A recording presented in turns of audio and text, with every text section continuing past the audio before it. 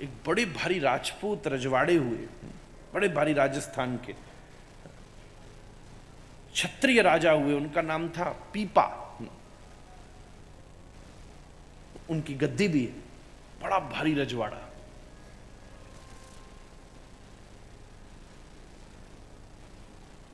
बस अचानक ऐसी स्थिति बनी। कथा तो उनकी बड़ी लंबी है, इतना तो मुझे सुनाने का अवसर नहीं है, पर हाँ कुछ प्रसंग उनके जीवन के बड़े अद्भुत हैं, मार्मिक हैं।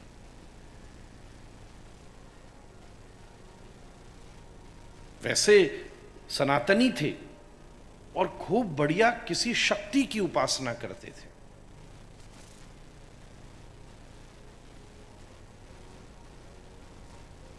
सबसे पहला उनका अनुभव हुआ, एक बार संत आए तो स्वागत किया, इतना संस्कार तो था। तो बोले महाराज हमें भिक्षा में भोजन दीजिए। तो बोले हाँ मैंने शक्ति को भोग लगाया है, ले लो। बोले ना ना अमनिया दो, भोग लगाया क्यों देंगे। पहली बार चौंके, ये क्या होता है, ठाकुर जी को भोग लगाएंगे। सोचने लगे। थोड़े दिन बाद सोए तो उनको स्वप्न में बीभत्स स्वप्न आया। घबराते घबराते उसी स्वप्न में वो शक्ति के समर्पित हुए। पूछा ये क्या हो रहा है, तो शक्ति ने उत्तर दिया कि ये साक्षात काल है। तो बोले मुझे बताओ, बचाओ। बोले काल से बचाना तो मेरी सामर्थ्य भी नहीं है। बोले काल से कौन बचा सकता है। बोले वही बचा सकते हैं जिनको संत भोग लगाने के लिए तुझसे अन्न मांग रहे थे। अच्छा, मन में जिज्ञासा जागृत हुई। पता चला भगवान श्री रामानंदाचार्य का, वो रामानंद परंपरा की पीठ है, वृंदावन में भी, हमने वहां कथा भी करी है। भगवान श्री रामानंदाचार्य के पास पहुंचे, वाह, राजा के वेश में पहुंचे। अंदर पता चली श्री रामानंदाचार्य भगवान बोले, राजा खबर दी कि दूतों ने कि द्वार पर राजा आए। तो पूछा क्यों आए हैं और कैसे आए हैं। संत का ये प्रश्न बड़ा अद्भुत है, ध्यान दीजिएगा। आप किसी महात्मा के पास पैसा ले जाओ न ले जाओ, कितना ले जाओगे, टोकरी फल ले जाओ या न ले जाओ, पर मैं आपसे निवेदन करूं निराभिमान जरूर होकर जाइएगा। क्यों आया और कैसे आया, समझ गए। इनका मन बदला हुआ था, बिल्कुल विनम्र भाव से आए। रामानंदाचार्य बोले हाँ अभी भी नहीं मिलेंगे, ये तुम्हारा देह पवित्र नहीं है, जाओ कुएं में कूद जाओ। इतने पक्के हो गए कि जाके कुएं में कूदने की योजना बना ली, दौड़कर कूद रहे थे। आसपास रामानंदाचार्य भगवान के लोग खड़े थे, उन्होंने एकदम से पीछे पैर पकड़ा, तब प्रभु प्रसन्न हुए, आपने दीक्षा प्रदान करी। इतनी सरल नहीं है महाराज। हमारे यहीं कई लोग पूछते रहते हैं कब सूचना आएगी दीक्षा की। अरे भैया, दीक्षा अनाउंसमेंट से नहीं मिलती, रेनाउंसमेंट से मिलती है। कई 5-5 साल में नहीं पा रहे। हमारा तो एक चेला है, यहां भी पिछली बार आए थे, अभी अभी कथा सुनी। हम राम जी का अयोध्या में मंदिर में दर्शन करने जा रहे थे, बाहर निकले, बोले महाराज दीक्षा चाहिए। ऐसी उसने प्रेम से बोला, हमने कहा यहीं बैठ। श्री अयोध्या में राम जन्मभूमि में श्री राम जी की देहली पर बिना आसन के बैठाया, न कंठी थी न माला थी, अपनी कंठी का एक मन का तोड़ा उसके हाथ ने दिया, कान में मंत्र फूका, बोले आज से तू हमारा चेहरा महाराज। राम जी का भक्त, राधा रमन जी की कृपा। ये कोई योजना से, अनाउंसमेंट से नहीं मिलता, रिनाउंसमेंट से मिलता है। ब्रह्मानंदा भगवान ने कृपा कर दी। एक वर्ष के बाद अनुभव हुआ कि अब मैं वैराग्य धारण करूंगा।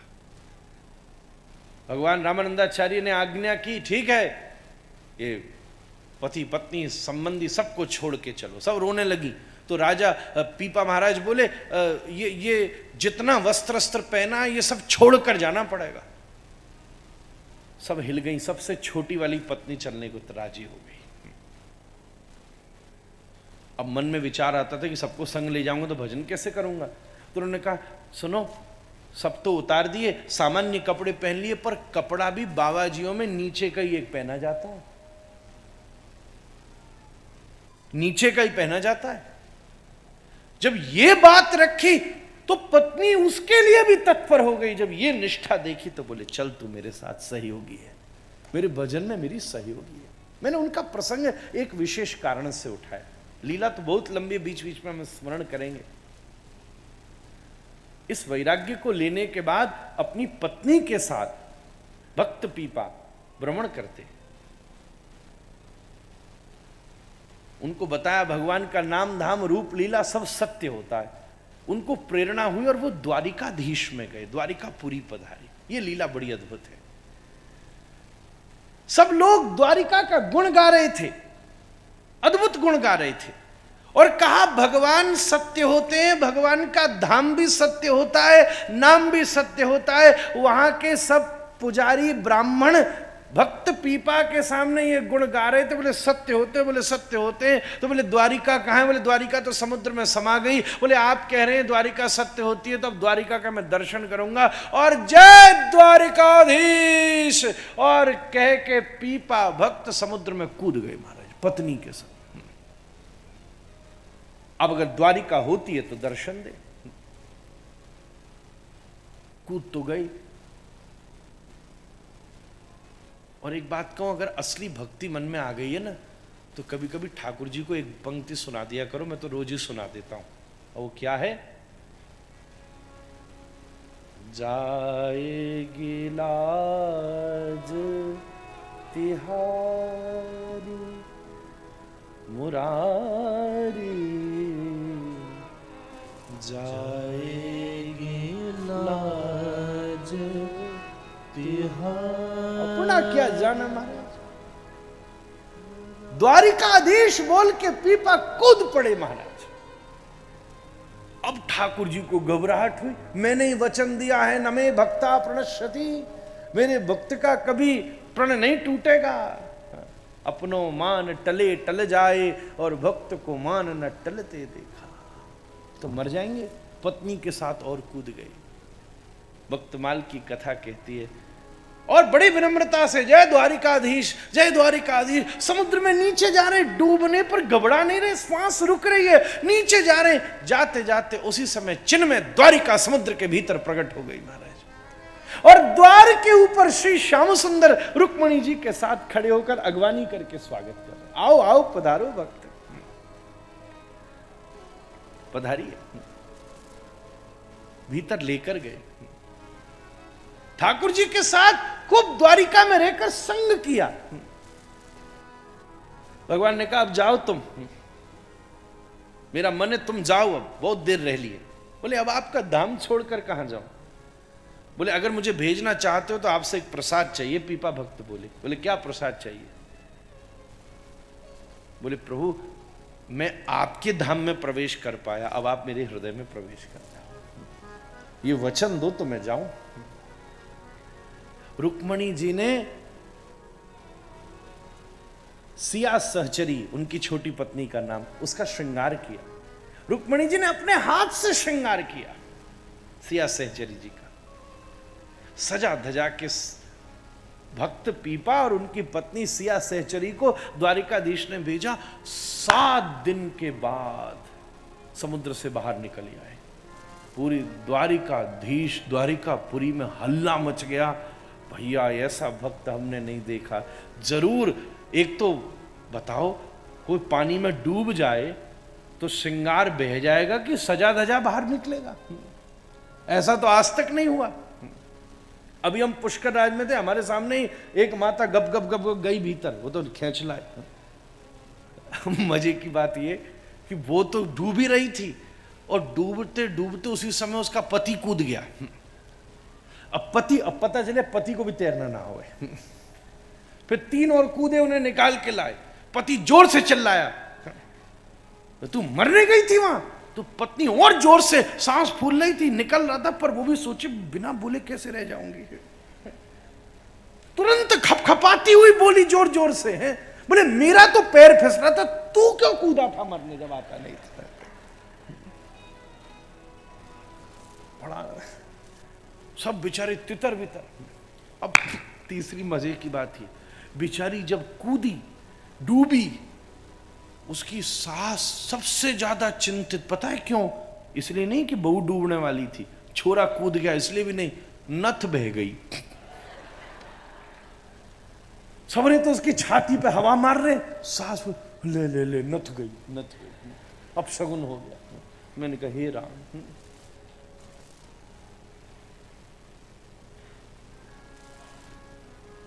सिया सहचरी निकल के आई, अद्वितीय। पहले तो बैरागन जोगन का वेश था, एक शरीर पर कपड़ा। अब वैराग्य का जोगन का वेश, रानियों का वेश धारण करके समुद्र से निकल आई। अलंकार शरीर के ऊपर थे। श्री दिव्य रुक्मणी जी ने प्रसाद रूप में अपने ही श्रृंगार प्रदान किए। सिया सहचरी पहन करके बाहर निकली। पीपा भक्त हा सुसज्जित तेजस्वी, तेजस्वी सामने निकले। ऐसा दर्शन होता उनका स्वरूप चतुर्भुज हो। भगवान हृदय में बस गए। ये है जिसने सत्य माना है ना, उसने माना है महाराज। अपन तो ठीक है, मंदिर में मान रहे, मंदिर के बाहर कोई ना मान रहे हो, कंडीशनली सत्य मान रहे हैं। ये बड़ी विचार की बात है। कंडीशनली सत्य मान रहे हैं, ऐसा हो जाए तो भगवान है। हाँ, कंडीशनली सत्य उनका हम अस्तित्व स्वीकार करते हैं, सिचुएशनली सत्य मान रहे हैं। पर मैं कह रहा हूं कभी मेरे गोपाल को एथिकली और इमोशनली भी सत्य मान करके देखिए, यही सत्यता है। कूद पड़े माना। और फिर क्या होगा?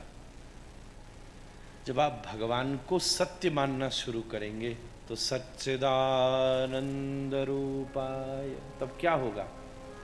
चिद का मतलब होता है चैतन्य। तब आपको भगवान जड़वत प्रतीत नहीं होंगे, तब आपको भगवान चैतन्यवत प्रतीत होंगे। चिद का अर्थ, चिद शब्द का अर्थ है चैतन्य। चैतन्य का मतलब जागरूक, जागृत। संसार की वस्तु जड़ है, क्योंकि किसी न किसी वस्तु पर निर्भर है। ये सारी एसी, सारी लाइट, सब कुछ, ये माइक जड़ है। मैं बोलना बंद कर दूं तो ये चुप हो जाएंगे। मैं भी जड़ हूं, एक हद तक बोल रहा हूं, पर मेरी इस चेतनता के पीछे भी मेरा आत्मा स्वरूप है। वो आत्मा भीतर है, तब तक ये शरीर काम कर रहा है। हर वस्तु जड़त्व में है। जब आप परमात्मा को सत्य मानेंगे, तब आपका दूसरा अनुभव होगा कि वो चैतन्य है, जागृत है। तब ठाकुर जी केवल मूर्ति की तरह खड़े नहीं हैं। आहा, खेल रहे हैं महाराज,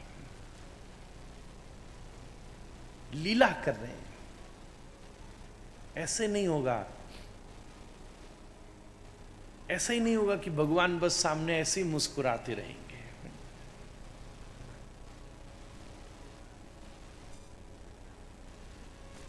वास्तविकता में उनकी प्रत्यक्षानुभूति होने लगेगी, सब जगह सार्वभौम। श्री माधवेंद्र पुरी के मन में इच्छा हो गई कि हम ठाकुर जी की खीर खावें। भोग लगा तो श्री गोपीनाथ जी ने थाली में से चुपचाप एक सकोरा उठा के छुपा लिया, और रात में लड़के के रूप में चुपचाप आ गए कि लो लो लो, तेरा मन था ना खीर खाने का, ले मैं तेरे लिए लाया हूं।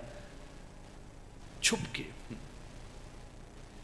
अभी वो स्थान है कुलिया ग्राम में, उधर रेमुना की तरफ हम चले जाएं तो ठाकुर जी श्री गोपीनाथ जी का मंदिर है। खीर चोरा गोपीनाथ, चेतन स्वरूप है ठाकुर जी का। परमात्मा की अनुभूति चेतन हो जाएगी अगर आपके भीतर सत्यता का बोध होगा। तो मैं ये कहना चाह रहा हूं। और जब आपके भीतर भगवान की सत्यता का बोध होगा, तब आपको सार्वभौम ईश्वर चैतन्य प्रतीत होगा। और जब ईश्वर चैतन्य प्रतीत होगा, तब आपके पास केवल सुख और दुख नहीं होगा, आनंद ही आनंद होगा महाराज। तब तो दोनों बराबर हो जाएंगे, फिर कोई समस्या नहीं। ये जब ये पीपा भक्त की और सिया सहचरी जी की प्रसिद्धि बढ़ गई द्वारिका में, तो उन्होंने सोचा यहां से चलो, तो वहां से भागे। अब जहां जावें वहां यश हो। आपको एक निवेदन करूं, आप चलते चलते गांव में पहुंचे, बड़ी ध्यान से सुनिएगा। उस गांव में पूछा, देखो एक कामी की खोज काम तक होती है, एक शराबी की खोज मदरालय तक होती है। मैं एक बात कहूं, भक्ति की खोज भगवान तक हो चाहे नहीं हो, पर एक भक्ति की खोज भक्त तक जरूर होती है। मैंने कितने लोगों को देखा है, वो कहीं और जाते हैं, दूसरे शहर में बसते तो पहले खोजते हैं यहाँ भक्त कहाँ है, यहाँ वैष्णव कहाँ है, ये बताओ यार। तो पीपा भक्त और सिया सहचरी जी घूमते घूमते गांव में पहुंचे। उन्होंने पूछा गांव में कोई भक्त हैं? तो किसी ने परिचय दिया, परम भक्त हैं और उनका यश भी इन्होंने सुना था। चिदार जी और शिदरायन जी, बड़ा भक्त इनका यश, सोचा बड़ी सेवा करते हैं संतों की। और जब सोचा कि सेवा करते हैं, खूब खिलाते हैं, तो मन में एक कल्पना थी कि सब चकाचक माल होगा। जब वहां पहुंचे तो देखा टूटी मुटी झोपड़ी में छोटी सी कुटिया में बैठे थे, विषय दूसरा था। उनके तो मन में बात बदल गई। सोचा था कि जब संत सेवा करते तो वहीं जाके आज प्रसाद पाएंगे, या तो वही स्थिति। पर उन दोनों की भी पक्की, सिद्धरायन जी की पक्का नियम की, बिना संत सेवा के हम भोजन नहीं करेंगे। और आज जब भक्त पहुंचे, जब पीपा भक्त पहुंचे, उस समय यह स्थिति हुई। आज बड़े दिन के बाद कि तृण मात्र भी घर में कुछ नहीं था कि खिलावे। आप ध्यान से सुनना, तृण मात्र भी। सोचा आज का तो संत ने भी विचार किया, हमने तो सोचा था बड़ा भारी स्थान होगा, यहां तो छोटी मोटी झोपड़ी है, कोई बात नहीं, रहने दो, नहीं खाएंगे। आपको आश्चर्य होगा, भीतर उनकी पत्नी ने जो एक जोड़ा कपड़ा पहना था, लहंगा था, सब तो बेच चुके थे। बस कभी कभी व्रत आदि करने के लिए शगुन, एक सुहागन को व्रत करने के लिए मंडप में पहना हुआ जो जोड़ा था लहंगे का, वो बचा रखा था। आज केवल वो पहना था, उसमें भी लहंगे के नीचे वाले हिस्से में खूब सुंदर जड़ाऊ काम था। पत्नी ने उसे उतार के दिया, जाओ इसको गिरवी रख के आओ और भोजन लेके आओ, द्वार पर महात्मा पधारा है। चुपचाप गई सिद्धरायन जी, रखा लहंगा गिरवी, प्रसाद लिया, पत्नी ने चुपचाप रसोई में भोजन बनाया। थाली जब सामने आई तो पीपा भक्त के तो आश्चर्य की सीमा नहीं। सोचा हमने कुछ और था, पाया हमने कुछ और जब थाली आई तो ऐसा लगे कोई रजवाड़े का भोजन आया है। वाह, सही बोला था, संत सेवा तो अद्भुत है। भोजन करते करते सीता सहचरी जी ने कहा, सिद्धरायन जी कहाँ हैं? नहीं, वो भीतर हैं रसोई। अरे नहीं, उन्हें बोला नहीं, हम उनके साथ पाए। कहते कहते वो आसन से उठी, ध्यान दीजिएगा, और रसोई की तरफ प्रवेश किया। नीचे वस्त्र नहीं था, इसलिए चूल्हे के पीछे छुप करके सिद्धरायन जी बात करने लगे। एकदम देखकर सिया सहचरी चौंक गई और बोली, अरे आपके शरीर का वस्त्र। तो सिद्धरायन जी ने क्या जवाब दिया? बोले, आप जैसा श्रेष्ठ व्यक्ति ये कपड़ान में कब से उलझ रहा है? हमने तो सुना आपने द्वारिकाधीश का दर्शन किया, रुक्मणी जी ने आपको सजाया है, कुछ वो सुनाओ ना।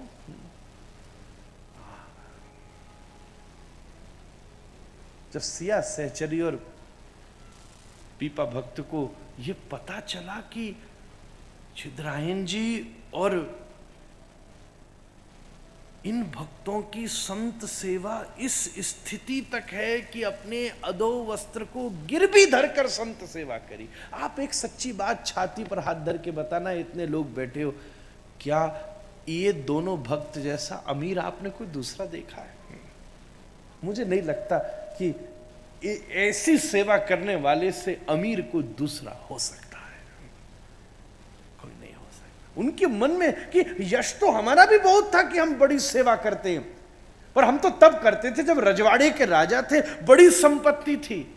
और मैं आपसे बहुत सावधानी से एक बात कहना चाह रहा हूं, प्रतिकूलता में उत्पन्न हुई सेवा बड़ी गजब की होती अनुकूलता की सेवा तो सुलभ है, प्रतिकूलता की सेवा तपस्या है।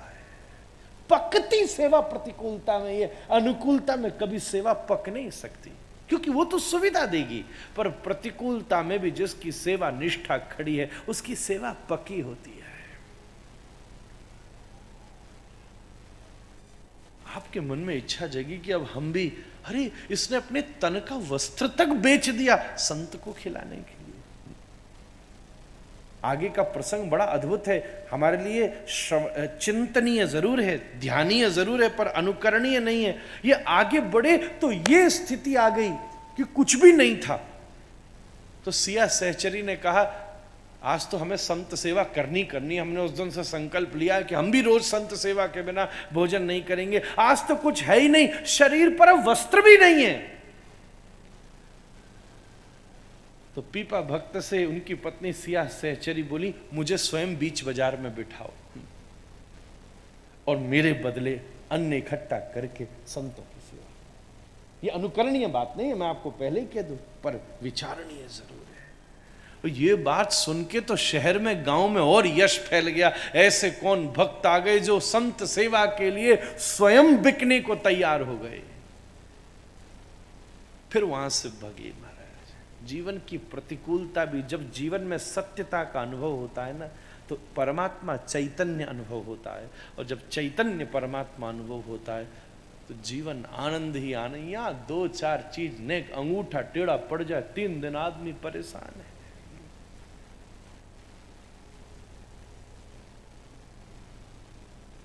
आनंद की ऐसी अद्वितीय अनुभूति प्रकट होती है, सच्चिदानंद रूपा।